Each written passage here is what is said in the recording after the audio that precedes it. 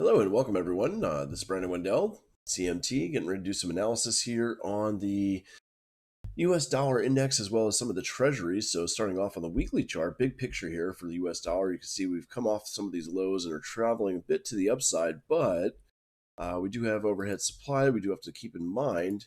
It looks like we got a little bit of distance to go until we hit that supply zone, though, as you can see. I guess 96,652 is the actual supply, so we're not running up into anything yet. We still have decent momentum, so it looks like the dollar still has a little bit of strength here. Going down to the daily time frame, not really seeing much different. There is a little bit of weakness, though, actually, as we're trying to poke up to a new high. You notice the RSI can't even get into bullish territory. So, two things. One, you've got a divergence right here where prices made new highs while the indicator did not.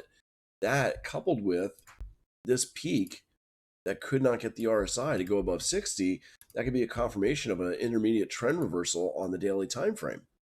So what needs to happen to confirm this would be we need to actually break below the low of Friday's candle there of 94.186. If we do that, it definitely confirms that swing high right there, confirming the reversal of trend, and we should actually trend much, much lower.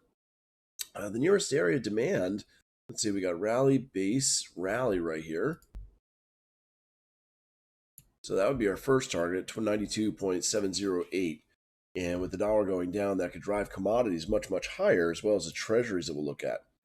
If it does punch through that area, the next level of demand is a bit away here. And I'll go wick to wick just to make sure, because these are small range candles, but you've got 90.625 for the next target there. So as I said, we got to break the low first of the 94.186, but there might be an opportunity to short, targeting that 92.708 and then 90.625 eventually. As we go down to the 4-hour time frame, let's see if anything's changed here. We do see pretty much the same thing with the divergence. So the weakness coming in as prices are making new highs, but the indicator, well, I guess it's not quite divergence actually. And we're still somewhat bullish here. We overshot these prior highs. There's not like a supply zone that was held. There's really nothing being told here other than higher lows, higher highs. We're in a bullish trend.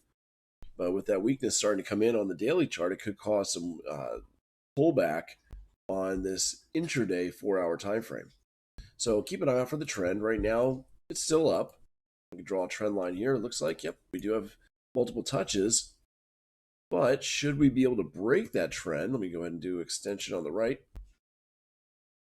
That'll also break the lows, obviously, on that daily candle I was talking about. So if that happens on Sunday night going into Monday when the market's open, then we could get a nice little breakdown here. As far as our target, well, lots of bullish pressure coming out of these lows, so I don't know if this is going to be a good zone. You have drop, base, and rally right there. So that might be your first target. And let's go down to a 60-minute, see if we can refine this at all. On the 60-minute, now we're starting to see a possible supply zone. If we happen to get a little bit of a bounce, remember, the trend is still somewhat bullish, so you got to be a little careful in trying to go against that trend. We don't have divergence here, okay, because we had higher high on both the indicator and price. And once again, you see that higher time frame trend line. We got to be contending with that, but there may be a possibility of rallying up to 94,473, 94,620, and turning around with that daily trend reversal possibility, breaking through this trend line and moving down to that 93,517. If you are going to short the 94,473 on the hourly time frame, though, you got to watch for a demand zone right here. This would be target 1. This would eventually become your target number 2 then. I'll change the color so I know it's from the higher time frame there. So we got the smaller time frame, which is the one we're trading on, the 60-minute. Again, 60-minute supply, 60-minute target 1, and then the 4-hour target number 2. Dropping down to a 15-minute time frame. Obviously, you do this on the futures, not the index itself. But keep an eye out for this as we refine this down to a drop-based drop. 94,478 might be the immediate reaction to 94.52. So somewhere in that area could push the prices downwards. Go out to the 30-year treasuries, and I'll start off with the big picture once again, the weekly chart. And on this weekly chart, let me clean this up. Not really getting much here. Probably need more of a continuous contract to see what's going on with trend. But apparently we're still somewhat bullish. Let me go to that continuous contract. That way we get a bigger picture. There we go. And I'm going to clean this up again. And as we go back, you can see we've got higher low. We have not yet made a higher high. So we're not officially in a bullish trend. We're just trying to fight off the lows right here.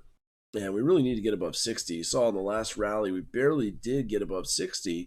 So a lot of weakness still. There is a weekly supply just a bit higher right here, about 168.15 to 170.29.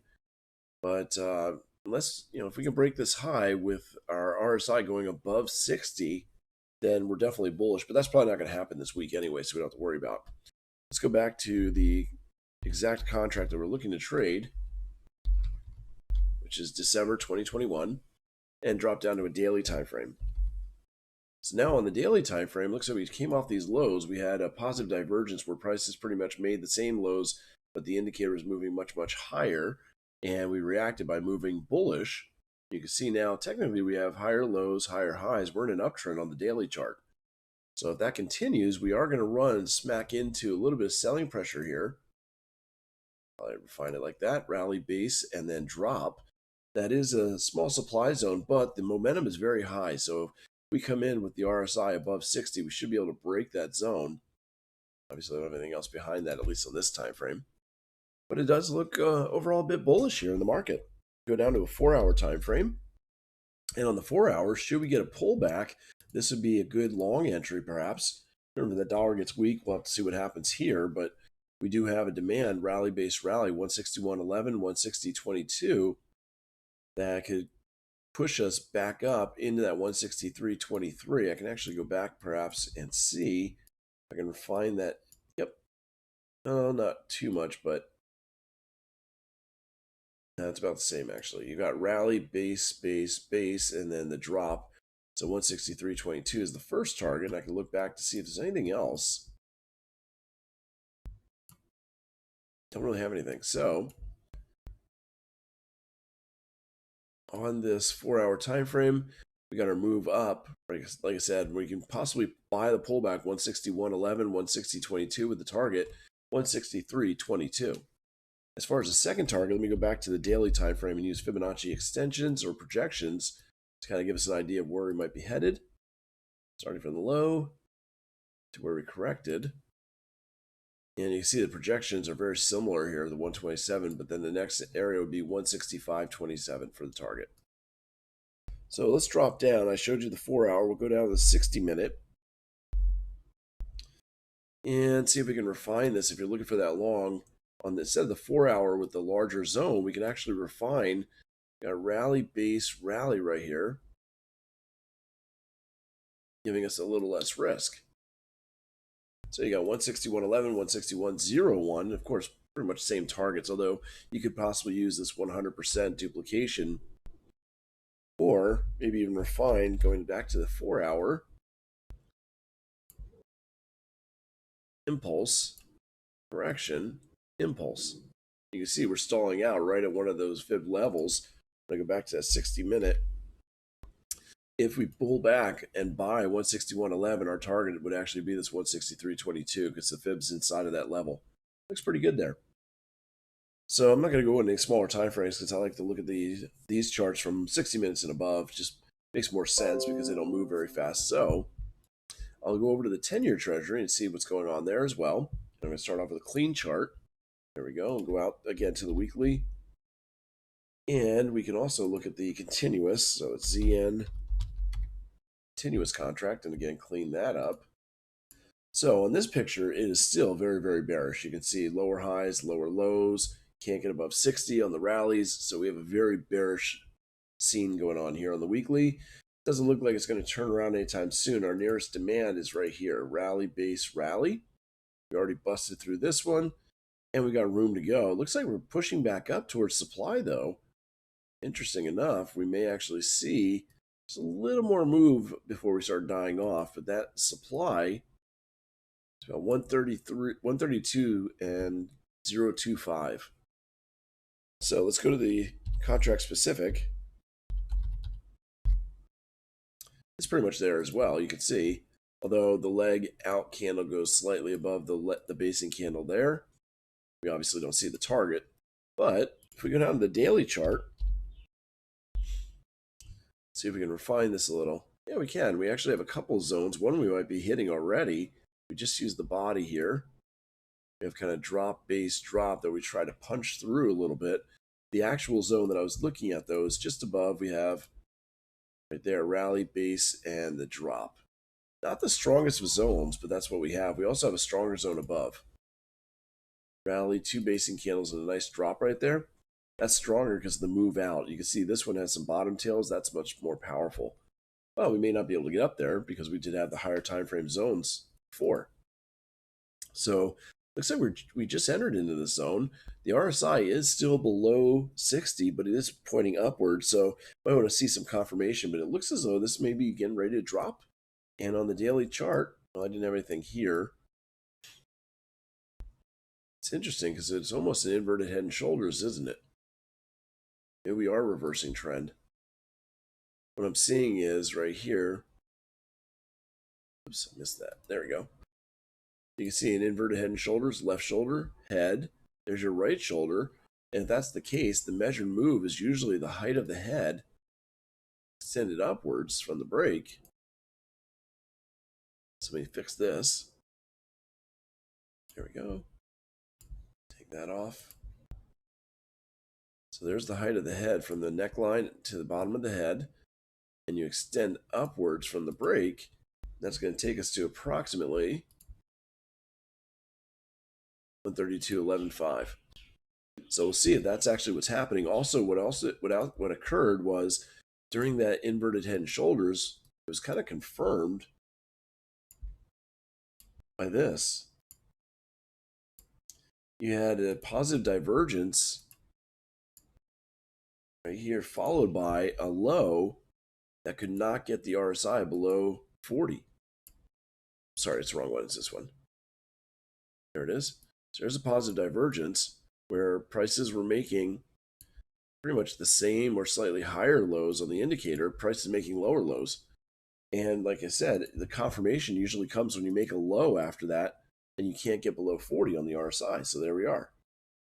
So that's a trend reversal pattern on the daily chart. That combined with the inverted head and shoulders means that this supply zone probably won't work.